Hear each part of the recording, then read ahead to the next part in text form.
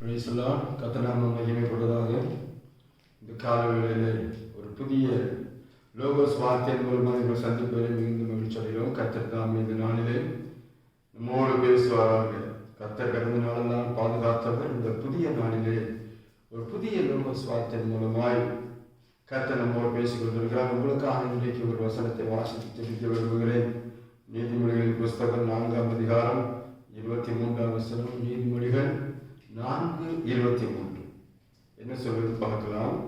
எல்லா காவலோடும் உன் இருதயத்தை காத்துக்கொள், அதனிடத்திலிருந்து ஜீவ ஊற்றுகள் புறப்படும். எல்லா காவலோடும் உன் இருதயத்தை காத்துக்கொள், அதனிடத்திலிருந்து ஜீவ ஊற்று புறப்படும் என்று சொல்லப்பட்டிருக்கிறது. இங்கே நீதிமொழிகள் எழுதின அருமையான சாலமோன் ராஜா அநேக காரியங்களை குறித்து எழுதி கொண்டிருக்கிறார். அநேக காரியங்களை குறித்து சொல்லிக் கொண்டிருக்கிறார். அவர் ஞானம் அடைந்ததினாலே, கர்த்தர் அவருக்கு ஞானத்தை கொடுத்ததினாலே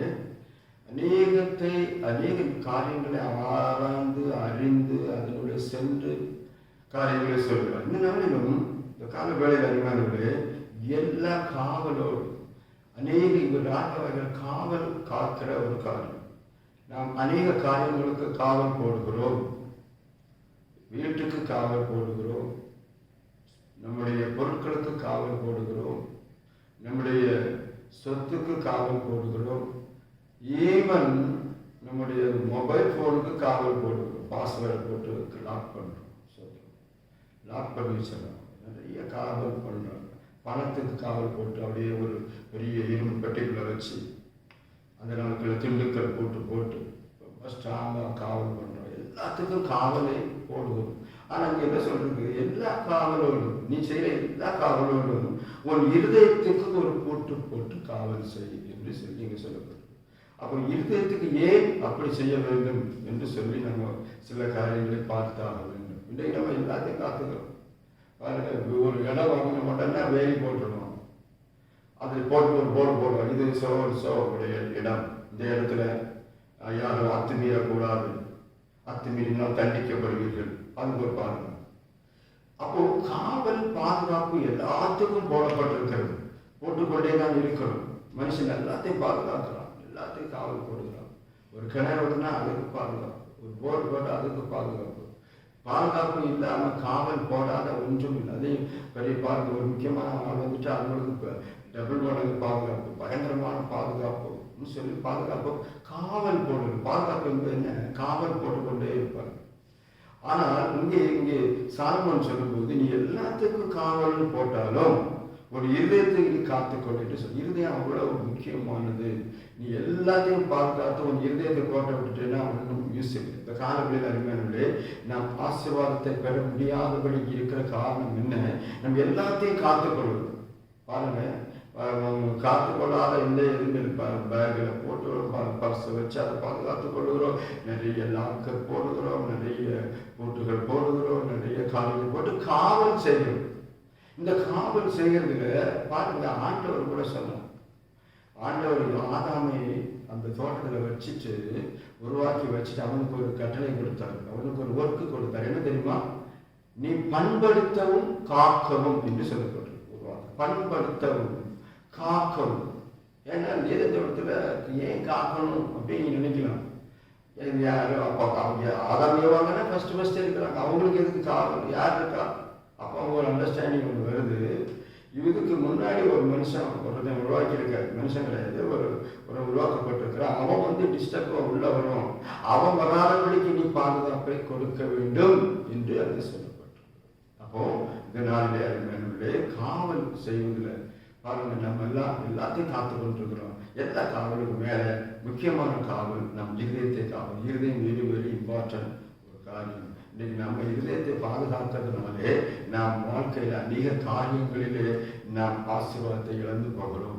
இருதயம் நம்ம என்ன யோசிக்கிறோமோ அதைத்தான் செய்வோம். நீ நல்லதை யோசித்தா நல்லதை செய்வோம். நல்ல காரியங்களிலே ஒரு இதயத்தை செலுத்தினால் நல்ல காரியம் நடக்கும். அந்த இதயத்திற்கு ஜீவ ஊற்றுகள் புறப்படும் என்று சொல்லப்படும். உன் இருதயத்தை நீ காத்துக்கொள். எப்படி காத்துக்கொள்? இதயத்தை பரிசுத்த ஆவிக்குள் காத்துக்கொள்ளும். பாருங்க, நம்ம இருதயத்துக்குள்ளே ஒரு பூட்டு போடணும்.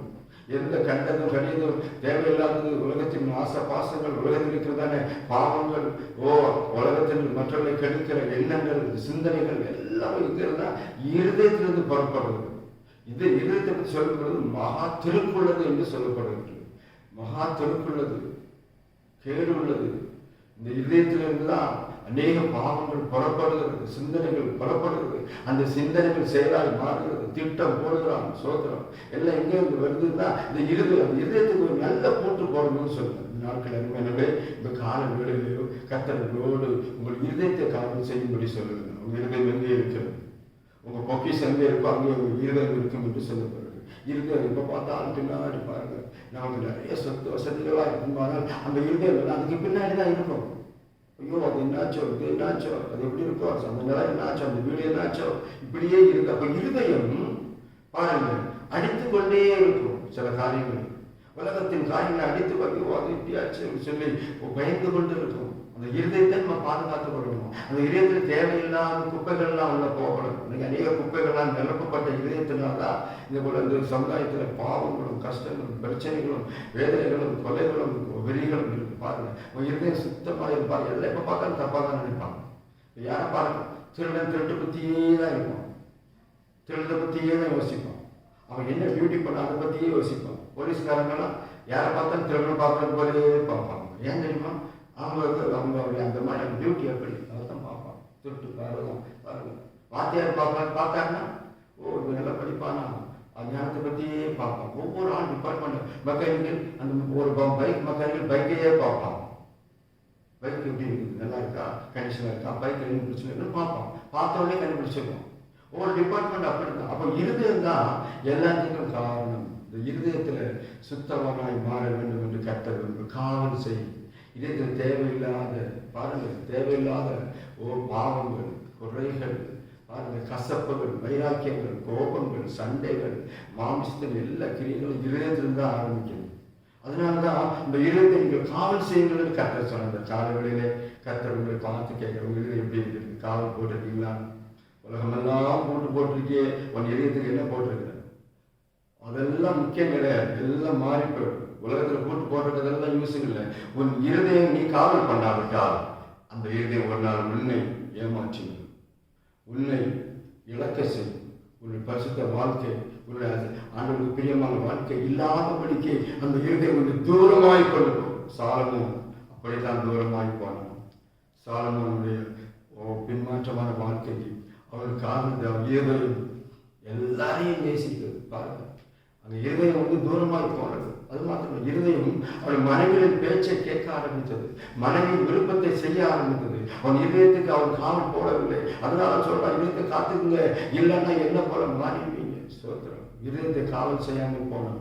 எல்லா மனைவிகளையும் திருப்திப்படுத்தும்படி எல்லா விக்கிரகத்தையும் அங்கே ஆலயத்துக்குள்ளே கொண்டு வந்தான். இஸ்ரவேல் மக்களுக்குள்ளே கொண்டு வந்தான். எல்லா விதமான விக்கிர ஆராதனையும் கொண்டு வந்தான். எல்லா விதமான காரியங்களை கொண்டு வந்து இஸ்ரவேலை ஒரு பெரிய வித்தியாசமான ஒரு விக்கிர வழிபாட்டுகள் கொண்டு வந்து அவன் தோற்று போனான். காரணம் இருந்தது. இன்றைக்கும் அருமையான பிள்ளைகள், நீங்கள் உங்கள் இதயம் எப்படி இருக்குது? பிள்ளைகளை பாருங்க, அந்த பிள்ளைகளை நினைச்சு கொண்டிருக்காங்க. இந்த பிள்ளைகளுடைய இதயம் எப்படி இருக்கிறது பாருங்க.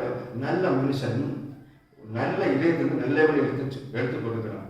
ஆனா கெட்ட மனுஷன் கெட்ட இதயத்திலிருந்து கெட்ட வழியை எடுத்துவான். எல்லாம் what is inside it will come outside. பாருங்க, சட்டியில் உள்ளது அகப்பையில் வரும். இதயம் தான், இதயத்தில் என்ன இருக்கும் அதான் வெளியே வரும். இந்த இதயத்தை போட்டு காத்துக் கொள்ளுங்கள். கர்த்தர் உங்களை ஆசீர்வதிப்பார். இந்த காலை வழியிலே தன் இதயத்தை காத்துக் கொள்ளுங்கள். உலகத்தை எல்லாத்தையும் காத்துக் கொள்கிறான் என்று சொல்லப்பட்டிருக்கிறது. இதயத்தை அடக்கிறவன் தான் பெருசு. பெரிய ஒரு நாட்டை பிடிக்கிறதை காட்டிலும் தன்னுடைய மனசை கட்டுப்படுத்த இதயத்தை காத்துக்கொள்வதை கர்த்தர் ஆசீர்வதிப்பார். அந்த காலைகளிலே கர்த்தர் உங்களை குடும்பத்தை ஆசீர்வதிக்க வருகிறார். இதயத்தை கர்த்தர் ஒப்புக் கொள்ளுங்கள், இதயத்தை காத்துக் கொள்ளுங்கள், எல்லா காவலுடைய இதயத்தை காத்துக் கொள்ளுங்கள். கர்த்தர் உங்களை பாதுகாத்து நடத்துவாராக. உங்களுக்கு ஆட்சேபிக்கிறேன். பரலோகத்தின் பிதாவே, இந்த அருமையான காலை வேளையிலும் வசனத்துக்காக ஸ்தோத்திரம். இந்த இதயத்தை காத்துக் கொள்கிற பிள்ளைகள் எல்லாரையும் மாற்றுங்க. எல்லாத்தையும் ஆதாயப்படுத்தி இதயத்தை கொண்டு விட்டால் ஒன்றும் இல்லப்பா. இதயத்தை காத்துக்கொள்ள பாவத்திலிருந்து விலகி அதை பாவத்தை விட்டு விலகி கத்திற்காக போட உதேசி. இதை கேட்கிற பார்க்கிற ஒவ்வொரு இடத்தின் ஆசீர்வாதத்தை கொடுக்கிறோம். இதா உமார் பிரசாத் நாமத்தினாலே ஆசீர்வாதம் நிரப்பும்படி செபிக்கிறோம். நாம் மையத்தை ஆசீர்வாதம் இயேசு நாமத்தில் ஜெபிக்கிறோம் பிதாவே. ஆமென்.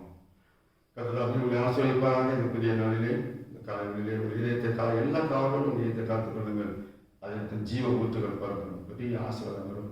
தொடர்ந்து ஜெபியுங்கள். உங்களுக்காக நம்ம ஜெபிக்கிறோம். இன்னொரு லூக்கோஸ் வார்த்தை மூலமாக சந்திக்க வரையும் கர்த்தர் நம்ம எல்லாரையும் ஆசீர்வதிப்பாராக. ஆமென்.